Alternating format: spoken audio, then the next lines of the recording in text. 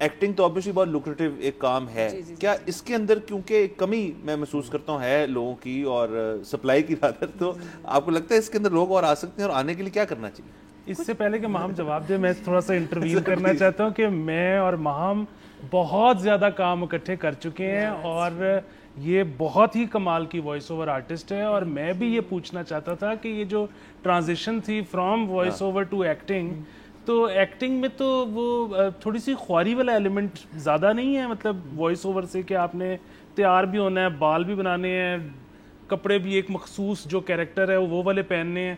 Voice over میں تو ہے کہ بس چپل اور جینز پہنی اور پہنچ گئے کہ ہاں جی بتاؤ کیا کرنا ہے. That is true. But دونوں میں ایکٹنگ کا ایلیمنٹ ہے, مجھے دونوں ہی پسند ہے. Voice over obviously it's behind screen, acting is on screen. دونوں کے اپنے اپنے پروز ہیں, کونس تو میں نہیں کہوں گی کیونکہ میرا پیشن ہے, مجھے بہت پسند ہے. To answer your question, voice overs میں نے ٹرکش شو سے اسٹارٹ کیے تھے. اچھا اچھا. جی جی, یہاں پہ ایک ٹی وی چینل تھا ان کے ساتھ, تو اس سے میں نے پھر ڈاکیومنٹریز کی, ٹرکش شوز کیے, یوٹیوب کی ویڈیوز کی, جیسے علی بھی کہہ رہے ہیں ان کے لیے کافی زیادہ میں نے کام کیا. اس طرح بھی اور بھی آرگنائزیشن. مطلب آپ کا ان کے انٹروز یا ڈبنگ پراپر؟ نہیں dubbing, proper dubbing, dramas, Turkish dramas, تو وہ میں نے کافی زیادہ کی ہے. وہ بڑے مزے کا کام بھی ہے. تو مجھے مگر یاد ہے when I started off, تب تو مجھے پے بھی نہیں کرتے تھے اتنا. یہ this is like 9 years ago. تو the first voice over that I did وہ اسٹول پہ, اونچا اسٹول تھا, اس کی بیک بھی نہیں تھی, اس پہ مجھے انہوں نے بٹھا دیا. انہوں نے کہا جی ہم آپ کو بس اتنا سا پر 8 hour کی شفٹ پے کریں گے. بٹ پیشن تھا, میں نے کہا کرنا ہی کرنا ہے. تو but it paid off, I would say کہ now I have done television commercials as well. تو وہاں سے پھر ریکگنیشن ملی, پورٹ فولیو آپ کا بنتا ہے, پھر ایکٹنگ بھی کی, تو it's all interconnected. Acting میں بھی I have done like a lot of theatre and stuff. کیونکہ دیکھیں میں مجھے یاد ہے کہ ہم نے اپنے کسی ایک کام کے لیے وائس اوور کرنا تھا, تو میں نے کہا میری آواز بڑی اچھی ہے, میں خود ہی کر لیتا ہوں.